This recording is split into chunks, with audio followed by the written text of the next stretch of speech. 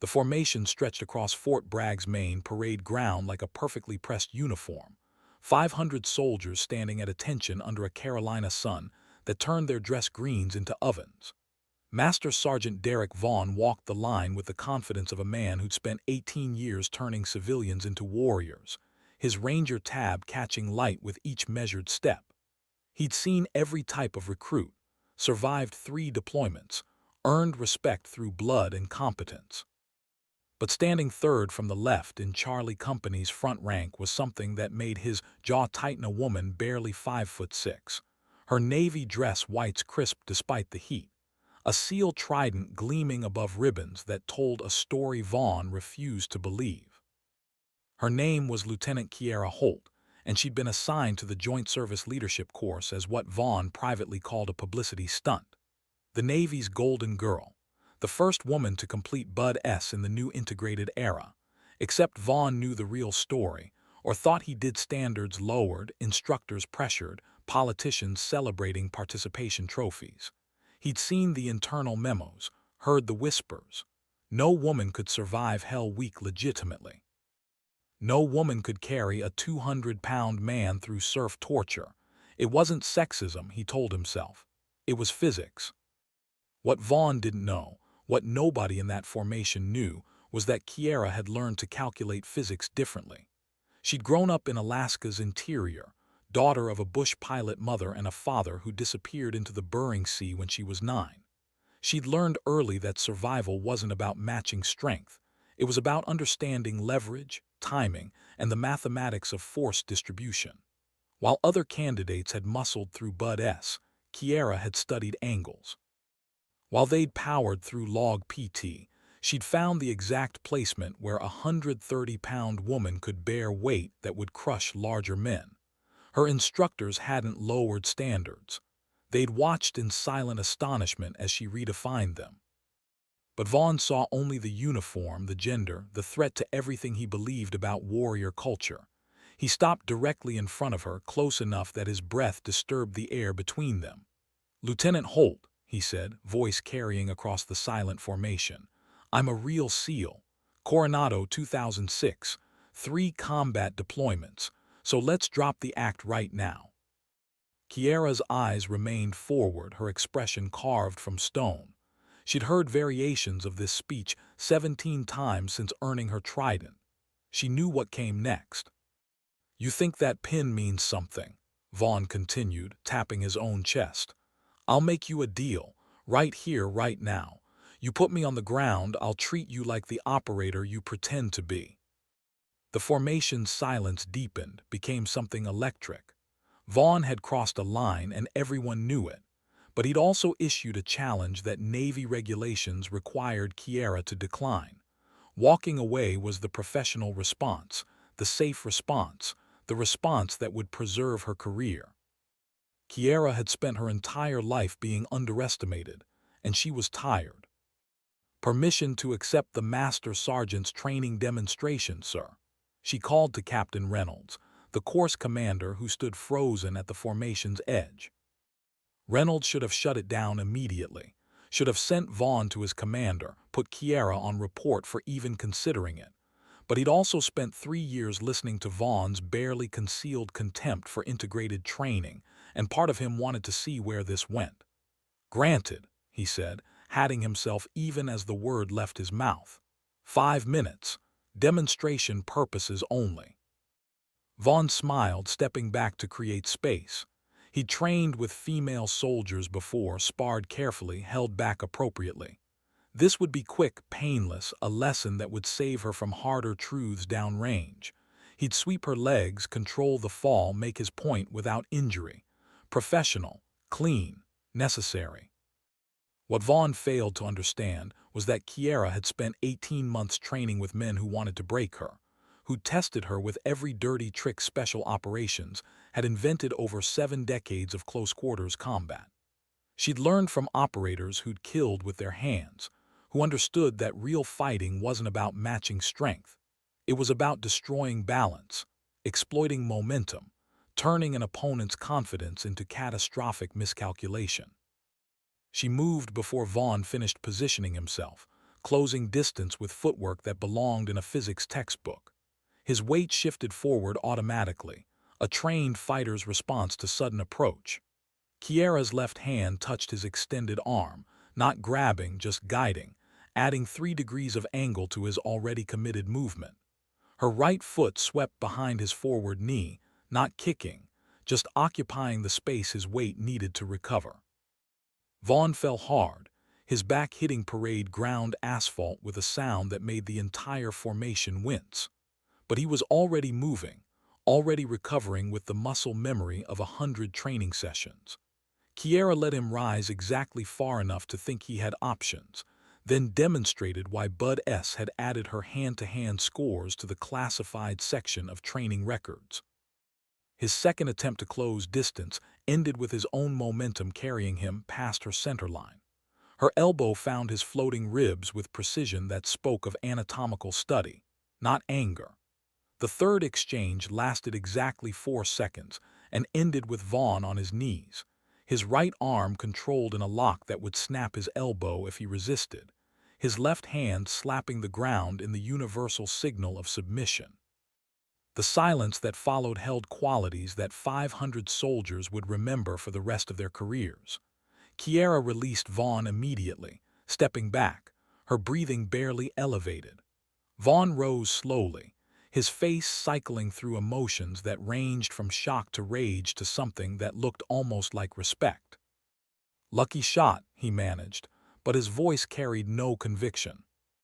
"Yes, Master Sergeant," Kiera replied, her tone neutral, professional, completely devoid of triumph. "Should we continue the demonstration?" Vaughn's next move would become the subject of investigation boards and counseling sessions for months. Later, he'd claim it was instinct, muscle memory, the automatic response of a warrior who'd spent 2 decades training for combat. But the 500 witnesses would testify that he'd gathered himself deliberately, that his eyes had cleared, that his next attack carried the weight of calculated intent. He came fast this time, using size and strength the way a ranger was trained to use them, overwhelming, decisive, accepting no possibility of failure. His right leg chambered for a kick designed to create distance, to reset the engagement on terms his 18 years of experience could control.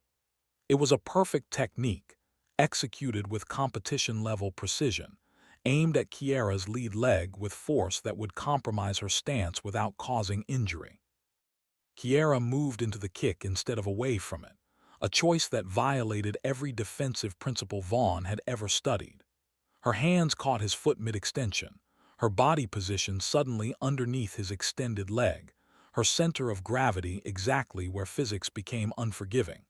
She rotated his foot outward, adding momentum to motion Vaughn couldn't stop, turning his kick into a commitment his skeleton couldn't support. The crack echoed across the parade ground like a rifle shot. Vaughn's femur fractured just above the knee, the break clean enough that combat medics would later marvel at the precision. He went down screaming, all warrior composure evaporating into primal recognition of catastrophic injury. Kiera held the leg carefully, supporting it, preventing further damage, her face showing the first crack in her professional mask-not triumph. Not satisfaction, just a weary understanding that she'd crossed a threshold she could never uncross. The formation exploded into chaos. Medics sprinted from staging areas. Officers shouted contradictory orders. Captain Reynolds stood frozen, his career prospects fracturing along with Vaughn's leg. Through it all, Kiera remained kneeling beside Vaughn, maintaining traction on his injured leg, talking him through the shock with a voice that carried the calm of someone who'd performed battlefield medicine under fire. "Stay with me, Master Sergeant. Medics are coming. You're going to be fine. This is just pain. You've handled worse." Her words were steady, professional, exactly what a special operations medic would say to a wounded teammate. Vaughn looked up at her through tears of agony, and for the first time truly saw the woman wearing that trident. Saw the absolute control in her hands, the medical knowledge in her positioning, the warrior's calm in eyes that had clearly witnessed trauma before.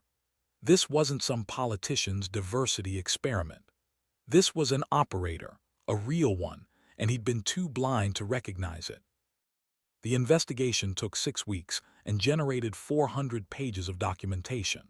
Surveillance cameras had captured everything: Vaughn's initial confrontation, his voluntary escalation, his final attack after already being submitted.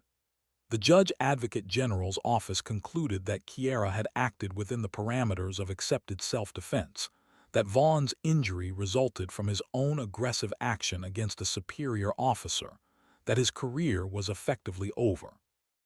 But the real verdict was delivered in ready rooms and barracks across Fort Bragg, in the conversations that happened after official business concluded, in the way soldiers started looking at Kierra when she walked past. The woman who'd broken a ranger's leg in front of 500 witnesses became something between legend and cautionary tale, proof that the new integrated military carried consequences that went both ways. What nobody discussed, what remained classified above everyone's clearance level, was the operation that had earned Kierra her trident in the first place. 2 years earlier, in mountains along the Afghan-Pakistan border, a CIA SAD team had found themselves compromised, pinned down, hours from any conventional rescue. The Quick Reaction Force included 3 SEALs and 1 trainee who'd specifically requested early deployment during her Bud-S probationary period. Command had agreed because they needed bodies and figured she'd stay on the helicopter. The insertion went sideways immediately. The lead helicopter took RPG fire, made a controlled crash 3 kilometers from the target, left the QRF split between 2 landing zones with Taliban fighters converging from 3 directions. The senior SEAL made a command decision: send the rookie back with the wounded pilot, push forward with the remaining operators. Kierra had other ideas. She'd spent her childhood in terrain that made Afghan mountains look forgiving, navigating Alaska's interior, where a wrong turn meant death and rescue meant weeks. She'd learned land navigation from a mother who'd flown bush routes in weather that grounded commercial aviation. While her team leader was establishing communications, Kierra was reading the terrain, understanding that the valleys they'd planned to use were exactly where Taliban ambushes would concentrate. She'd taken the wounded pilot and gone high instead of low, climbing ridgelines that conventional wisdom said were impassable with a casualty. She'd used rock formations for cover, moved during wind gusts that masked sound, navigated by stars because GPS was compromised. And when she'd reached a position overlooking the pinned CIA team, she'd done something that violated every rule about trainees and combat engagement. She'd picked up the dead gunner's M240 and provided covering fire with such precision that the after-action report would flag it for investigation. 43 Taliban fighters had been maneuvering for a final assault. Kierra's fire had disrupted their entire approach, forced them into cover, bought the 6 minutes the trapped CIA team needed to extract. The senior SEAL who'd ordered her to evacuate had found her 2 hours later, still in position, still providing overwatch, her hands bleeding from the machine gun's heat. He'd expected excuses, justifications, defensive explanations. Instead, Kierra had simply asked if everyone made it out. They had, all of them, because a trainee nobody took seriously had refused to accept that her gender determined her capabilities. That SEAL became her primary advocate, shepherded her through Bud-S against resistance that made Vaughn's skepticism look gentle. He'd retired as a Command Master Chief and sent Kierra one message when she earned her trident: never apologize for being underestimated. It's a tactical advantage they give you for free. Fort Bragg's leadership course continued with Kierra in attendance, though the dynamics had fundamentally shifted. Instructors who'd planned to test her found themselves studying her instead, analyzing the techniques she demonstrated, updating close-quarters combat curricula with principles she'd proven on parade ground asphalt. The 500 soldiers who'd witnessed Vaughn's break became unofficial historians, telling the story with embellishments that grew with each retelling. But Kierra herself remained precisely what she'd always been: quiet, professional, focused on the mission rather than the legend. She completed the leadership course with scores that earned distinguished graduate honors, received orders to a SEAL team that treated her arrival like any other operator rotation, and disappeared into the classified world where gender mattered less than competence. Master Sergeant Vaughn spent 4 months in recovery and another 2 in counseling that addressed both his physical rehabilitation and his fundamental assumptions about capability. His commander offered him retirement with full benefits, a graceful exit from a career that had ended badly. Vaughn declined.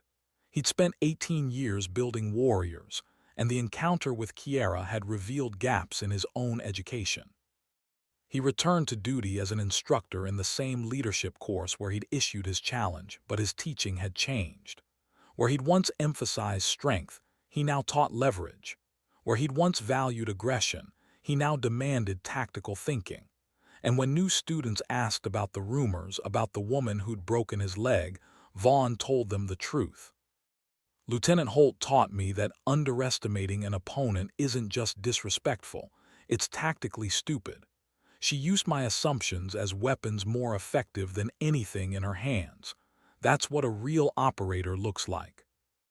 Years later, when Kiera's team conducted an operation that would remain classified for decades, when her call sign, Valkyrie, became whispered legend in special operations communities, when younger female candidates asked how she'd survived the skepticism and hostility, she'd think back to that parade ground in Carolina.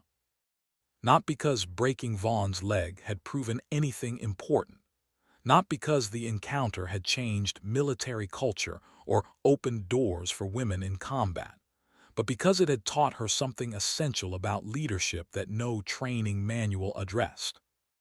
People would test her, some from genuine doubt, some from threatened identity, some simply because testing was how warriors evaluated unknown quantities.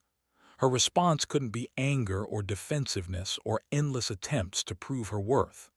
It had to be simple, undeniable competence, delivered without apology or explanation. The moment she'd accepted Vaughn's challenge, she'd understood that winning wasn't enough.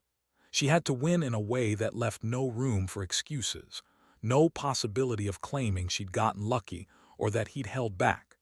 She'd had to demonstrate capability so absolute that future challenges would die in the minds of men who'd heard the story.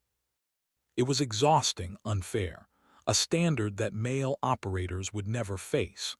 But it was also reality, and Kiera had learned long ago that survival meant accepting reality's terms and then exceeding them. The lesson followed her through a career that would eventually span 20 years, 3 combat commands, and innovations in special operations tactics that would reshape how elite units approached asymmetric warfare. She never spoke publicly about the Fort Bragg incident, never referenced it in interviews or congressional testimony. But every operator who served with her knew the story, and they understood what it meant. Underestimate Valkyrie, and you'd end up redefining what you thought was possible. For some people, that revelation came through watching her work. For Master Sergeant Derek Vaughn, it came through a femur fracture that healed straighter than his previous assumptions about gender and warfare.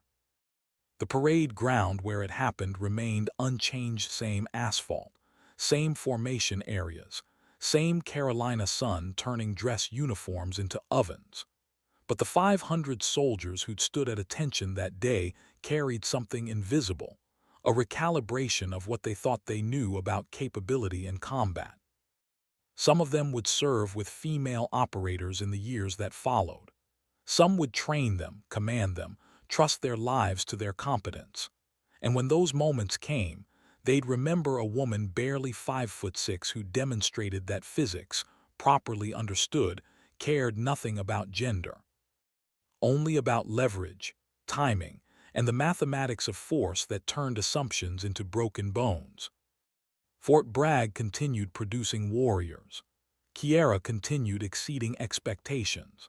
And somewhere in the classified archives that tracked special operations history, someone added a footnote to the records of that Joint Service Leadership course. Day 3 incident resulted in significant training value, regarding assessment of operator capability regardless of physical profile. Recommend continued study of Lieutenant Holt's techniques for incorporation into standard curriculum. The recommendation was approved. The techniques were incorporated, and the woman who'd broken a ranger's leg became the mother of methodologies that would train thousands of operators who never learned her name. That was fine with Kiera. She hadn't joined the Navy to become famous. She joined to serve, to push boundaries, to prove that capability existed beyond the narrow parameters that conventional wisdom had established. The parade ground incident was just one moment in a career full of them, important only because it revealed truths that others needed to learn. Years after Fort Bragg, when she was Commander Holt, when her trident had been joined by ribbons that told stories of valor in a dozen countries, a young female trainee asked her how to handle the skepticism, the testing, the constant need to prove herself. Kiera had thought carefully before answering, remembering Carolina Heat and 500 witnesses, and a man who challenged her because he genuinely couldn't accept what his eyes were seeing. "Don't fight the testing," she'd said finally. "Use it. They'll give you challenges designed to prove you can't succeed. Show them what success looks like when it arrives from unexpected directions, and never, ever apologize for capabilities they're too limited to recognize." The trainee had graduated Bud S 4 months later, the second woman to earn a trident legitimately. She'd served with distinction, commanded teams, broken barriers that Kiera had weakened but not destroyed. The chain continued, link by link, operator by operator, each one demonstrating that the definition of warrior was broader than generations of tradition had acknowledged. And on certain late nights, when older operators gathered to tell the stories that bound them together, someone would eventually mention Fort Bragg. The details would vary with each telling, the legend growing larger than the woman at its center. But the essential truth remained constant. Master Sergeant Derek Vaughn had challenged a woman he thought was weak. Lieutenant Kiera Holt had shown him that weakness and strength existed on spectrums he'd never properly studied. And 500 soldiers had witnessed an education delivered through broken bone and perfect technique. That was the story that mattered, not because it proved anything definitive about gender in combat, but because it revealed something essential about assumption and reality. The gap between them was exactly where warriors either learned or failed, evolved or stagnated, recognized truth, or remained trapped in comfortable delusion. Kiera chose evolution. Vaughn, eventually, did too, and the military they served became incrementally better for their painful, public collision on a parade ground that witnessed transformation disguised as demonstration. The sun set over Fort Bragg the same way it always had, indifferent to the changes happening beneath it. But the soldiers who'd stood in formation that day carried forward something new, a recognition that capability arrived in forms they'd been trained not to see. Some lessons came from classrooms and training manuals. Others came from women who broke legs and assumptions with equal precision, who refused to accept that their potential was limited by other people's inability to imagine it. Lieutenant Kiera Valkyrie Holt taught both kinds of lessons, and the special operations community slowly, painfully learned to listen.